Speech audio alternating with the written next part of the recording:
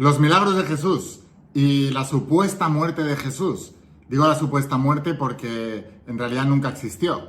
Nunca existió un tal Jesucristo. Son fábulas, son historias inventadas para crear sectas y para engañar a la gente, pero en realidad Jesús nunca existió. Esto es lo que dice mucha gente allá afuera. Todas estas mentalidades tan racionales y tan científicas que dicen que esto no ha pasado, que no existió, incluso cuestionan la figura histórica de Jesús. En el vídeo de hoy te voy a demostrar cómo tú sí puedes, además ya según la ciencia lo han descubierto, y no ahora, hace bastantes años, ahora te hablaré a continuación, de que nosotros creamos nuestra realidad con la mente. Y te voy a demostrar también el porqué los milagros de Jesús y las obras de Jesús que él dijo en la última cena. Las obras o los milagros que yo hice, vosotros también las haréis y aún mayores, les dijo a sus discípulos. Luciano, un escritor sirio que no fue seguidor de Jesús, pero sí testificó en escritos acerca de él. Cornelio Tácito, un historiador romano que tampoco fue seguidor de Jesús. Es que no, estos como eran seguidores estaban metidos en la secta y entonces hablaban de él cosas que no. No.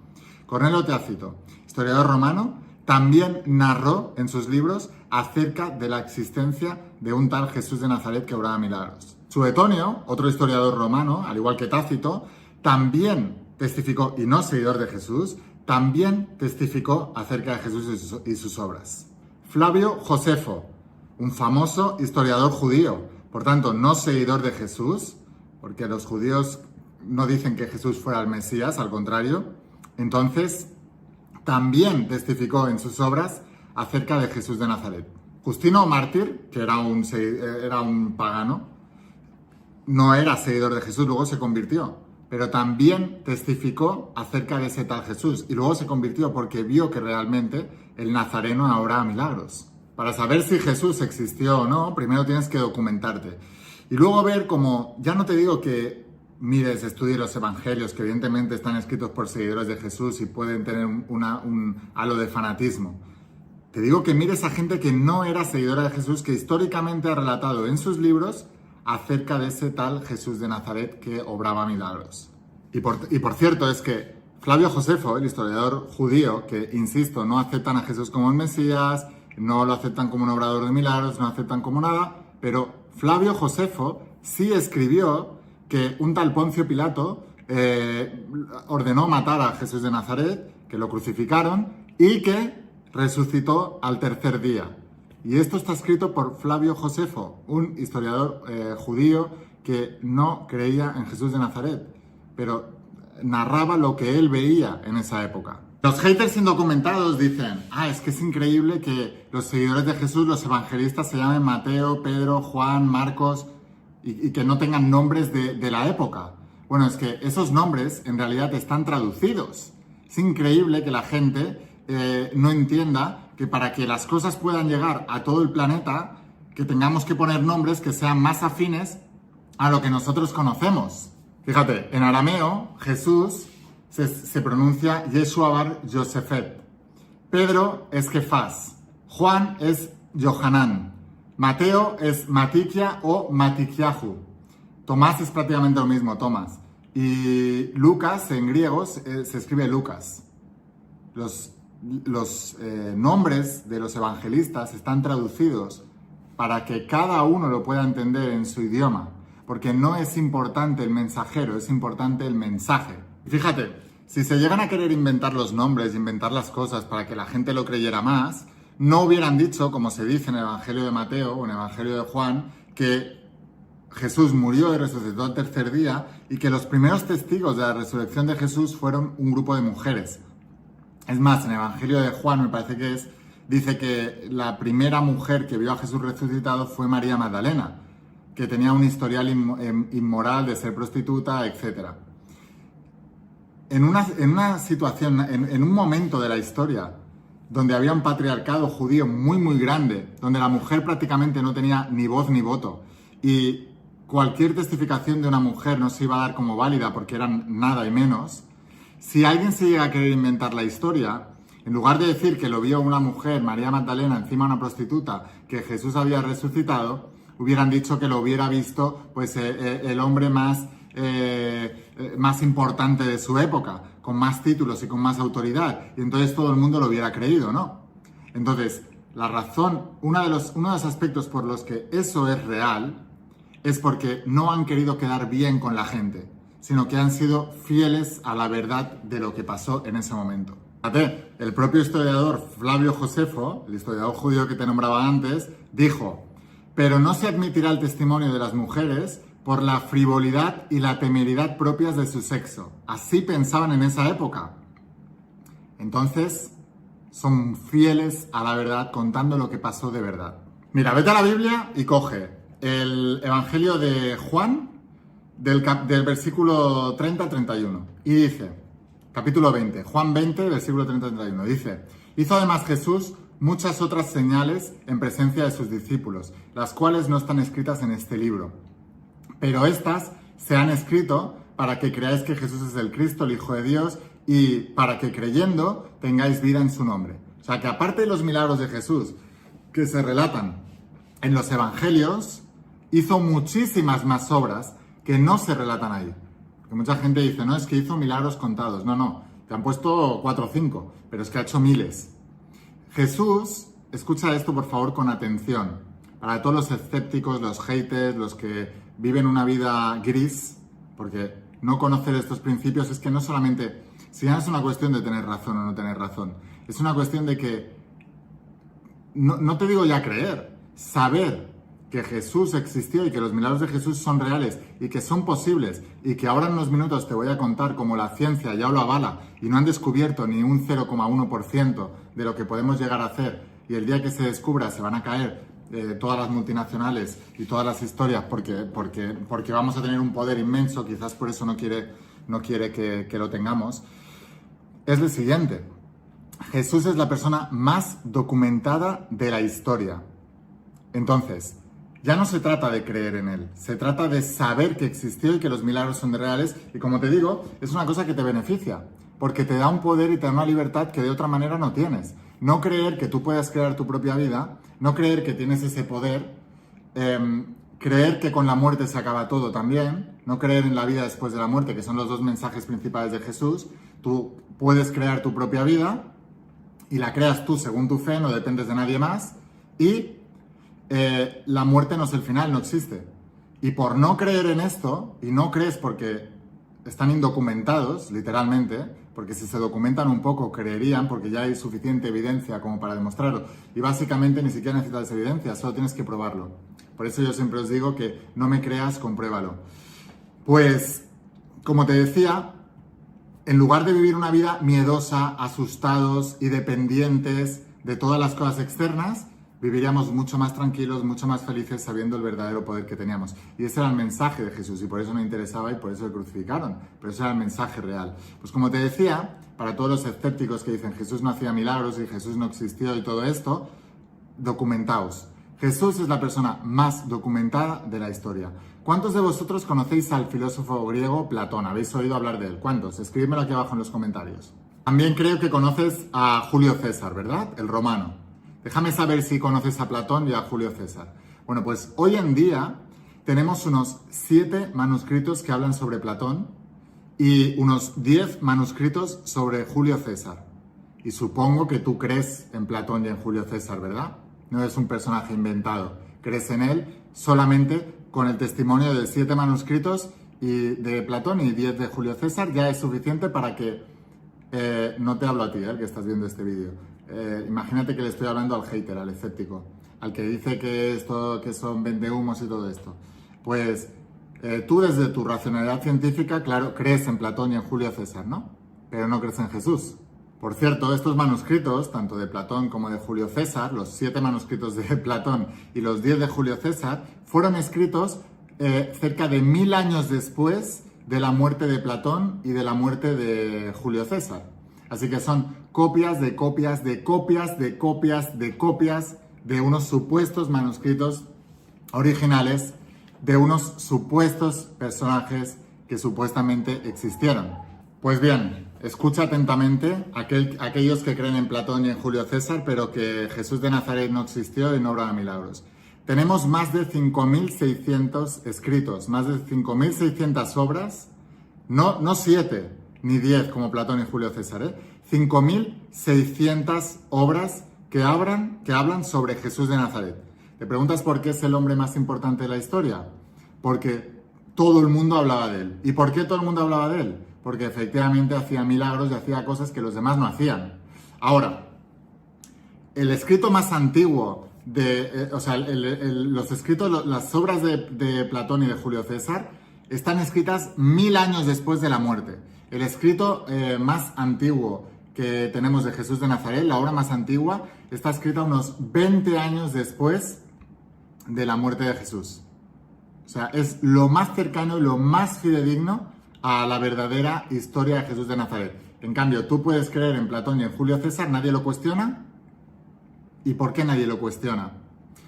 Porque Julio César tenía una mentalidad estoica y tenía una mentalidad, estoy seguro que creía mucho en los principios que os estoy enseñando todos los días, pero Platón sin duda, porque ya en los escritos de Platón hablaba del mundo de las ideas y el mundo de las cosas, y hablaba de que todo se creaba en un mundo metafísico y que luego eso se reflejaba en el mundo físico. Lo mismo que os estoy contando yo todos los días. Hablaba del alma, de los tipos de almas, etc. Nadie cuestiona todo eso porque Platón no hacía milagros. Pero cuando una persona en la historia se pone a aplicar la teoría, es decir, Jesús de Nazaret obrando milagros, ahí es donde está el problema. Y ahí es donde muchos convencidos que repiten el discurso como loros de repetición, guiados por el falso Dios de la ciencia moderna, en el que la gran mayoría tienen tantos intereses propios creados que no les interesa testificar que la ciencia, a través de la física cuántica, ya ha descubierto, y no ha sido en el año 2024, ha sido hace bastantes años atrás, ya ha descubierto que efectivamente todos los milagros de Jesús son reales. No solo son reales, sino que son posibles para el ser humano moderno. Y de hecho, que tenemos la obligación de usarlos para poder avanzar más como humanidad. Y como te decía, hay hasta 5 historiadores que no eran cristianos que han testificado sobre Jesús, y incluso los enemigos más fervientes de Jesús, que así aparecen también en los evangelios, testificaron sobre Jesús en sus textos, que son los fariseos. En sus libros, el Talmud, está escrito como Jesús tenía discípulos y que Jesús obraba milagros. Y esos fariseos eran los enemigos de Jesús, directos además, porque ponía en entredicho lo que ellos estaban enseñando. O no tanto lo que estaban enseñando, sino que ponían en peligro el status quo de la época. Ponían en peligro ¿cómo decirlo? El posicionamiento en la sociedad que tenían esos grandes líderes religiosos judíos, que con la figura de Jesús veían amenazadas pues sus lugares en esa época, que eran de gran privilegio. Pablo, en la carta a los Corintios, explica cómo efectivamente Jesús murió en la cruz y resucitó, tal como se explica en la Biblia, y que más de 500 de sus seguidores lo vieron in situ después de su muerte, y que algunos de ellos todavía vivían cuando Pablo estaba escribiendo esa carta a los Corintios. También Pablo empieza a nombrar, y este también lo vio, y este también lo vio, y al final yo también lo vi, como si fuera de otra época. O sea, que Pablo también lo vio y lo testificó. Hay muchos testimonios de personas que testificaron sobre los milagros de Jesús, sobre las obras de Jesús, sobre los discípulos de Jesús y sobre Jesús, el histórico y el creador de milagros.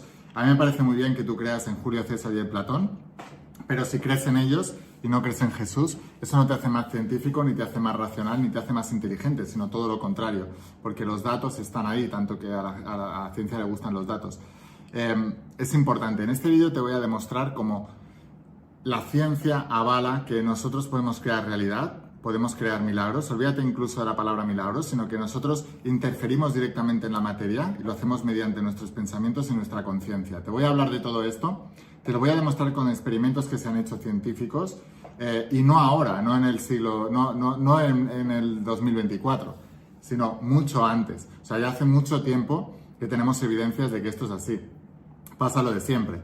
Si no pueden sacarle rendimiento económico, nadie va a invertir en experimentos para demostrar que eso es así. Y además, no solamente porque no le pueden sacar rendimiento económico, sino porque seguramente si se descubriera eso y toda la humanidad lo aceptara, todavía se crearía una fuerza mucho más grande en el subconsciente colectivo y la mayoría de la gente verían peligrados sus status quo, como los judíos de la época, los fariseos con Jesús. Pero eso no quiere decir que, o sea, que la gran masa de gente en el mundo no crean esto, no quiere decir que la gran masa tenga razón, porque las masas históricamente se equivocan. Te voy a demostrar en este vídeo cómo tú puedes crear tu realidad. Te voy a demostrar también que incluso ya la estás creando, aunque no estés creando los resultados que tú quieres conscientemente. Así que suscríbete a este canal, que todos los días voy a estar subiendo vídeos muy poderosos, y quédate hasta el final de este vídeo, porque esta instrucción es tremendamente poderosa. Hola almas imparables, ¿qué tal? ¿Cómo estáis? Espero que estés pasando un día espectacular, que estés brillando, creciendo, expandiéndote, llevando tu vida a un siguiente nivel. Vamos a hablar de cómo la ciencia ya ha demostrado que tú puedes crear tu realidad. Te lo voy a demostrar primero con un experimento que se hizo sobre el ADN. Déjame que coja mi pizarra y te lo voy a dibujar y te lo voy a demostrar y te voy a enseñar cómo nosotros podemos influenciar en el ADN y te voy a explicar por qué es tan importante el influenciar en el ADN. Antiguamente se creía que el ADN venía ya prefijado cuando tú nacías y que no lo podías cambiar. Pero luego se descubrió una cosa que se llama epigenética. Y la epigenética básicamente lo que dice es que el entorno puede cambiar el ADN. Esto es lo que demuestra que dos gemelos idénticos nacen igual, pero cuando ya van cumpliendo más años y se hacen mayores, algunos ya ni se parecen. Han cambiado mucho incluso físicamente y también por dentro. Algunos sufren unas enfermedades, otras no, porque el ADN se cambia. Esto se conoce como epigenética. Sabemos que nosotros podemos cambiar nuestro ADN mediante el cambio de nuestros pensamientos, nuestra emoción, porque todo esto afecta a nuestra frecuencia, nuestra vibración, y la vibración afecta al ADN. Sabemos también que el código del ADN actúa como una antena que emite una señal al campo cuántico y que atrae lo similar. Sabemos que las moléculas, que son la suma de átomos, todo eso, se va acumulando por vibración. Con lo cual, la antena que es nuestro ADN, si nosotros somos capaces de modificar nuestro ADN, también modificamos las cosas que atraemos en nuestro entorno y por tanto nuestra vida. Así que sí hay un ADN emprendedor, sí hay un ADN millonario, sí hay un ADN de salud, sí hay un ADN de tener buena suerte en el amor y relaciones espectaculares. Hay un ADN de eso. Lo único que tenemos que hacer es, mediante la epigenética, sustituir el ADN, las antenas que ahora tenemos activas, por las antenas que tenemos inactivas. Tan simple como eso. Por eso, cuando los discípulos le decían a Jesús, Jesús les decía, tenéis que dejar de ser vosotros mismos, negaros a vosotros mismos para seguirme, seguir la enseñanza, ¿no? ¿Qué quiere decir esto? Lo que significaba es que tenías que dejar de ser tú, como dice Joe Dispenza. Joe Dispenza tiene un libro que dice, deja de ser tú. ¿Qué significa esto? Significa, elimina tu código de ADN que está atrayendo la realidad que tú estás creando y conviértete en otro ADN que lo tienes ya en tu interior, simplemente hay que activarlo con la epigenética porque tú tienes el ADN de toda la humanidad, la tienes dentro, todos estamos cruzados, todos con todos, venimos de lo mismo, lo que significa que ese potencial lo tienes dentro, aunque la sociedad se encargue de decirte que no.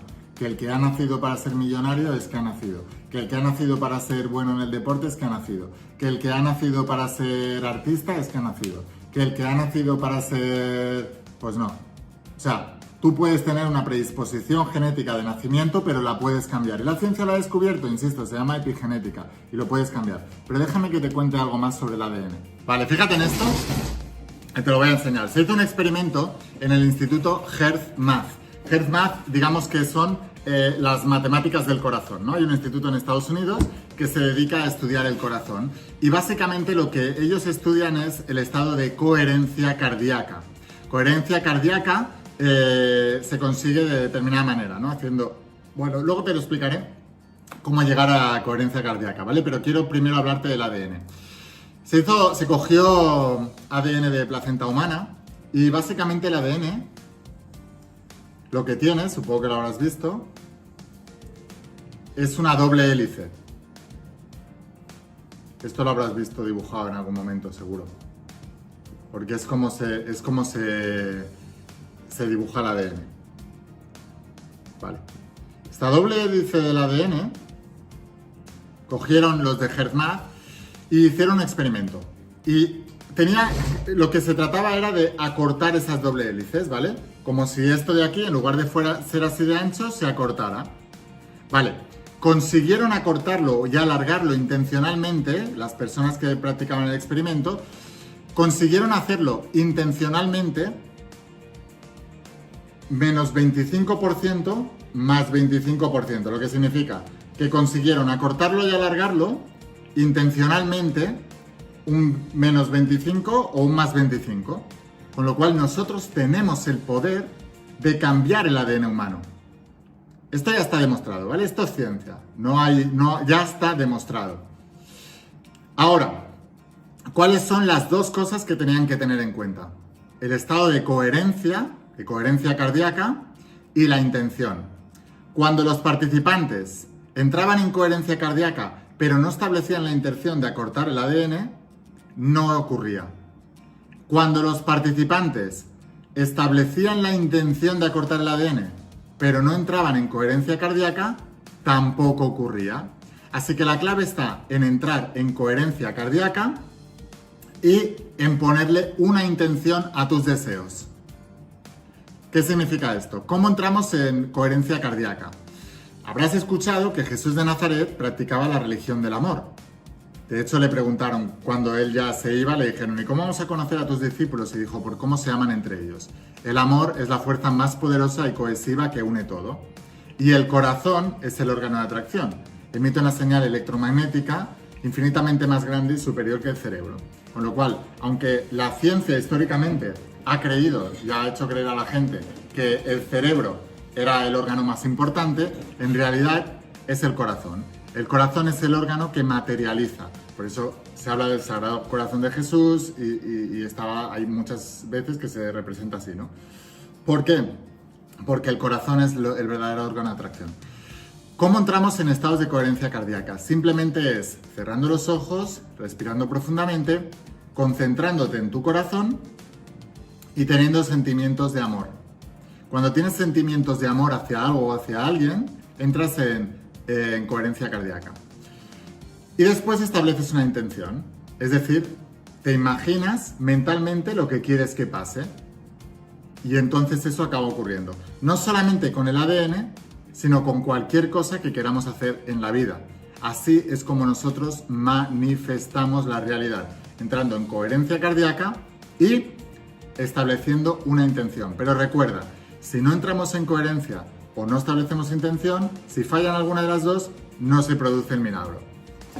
Para no alargar mucho más este vídeo, lo vamos a dejar aquí. Suscríbete a este canal porque mañana voy a expandir todavía más esto que te acabo de contar y te voy a explicar más experimentos científicos y cómo tú puedes usarlos a tu favor. Y te voy a explicar también el por qué ya estás utilizando eso y no te estás dando cuenta. Así que suscríbete a este canal si quieres aprender más sobre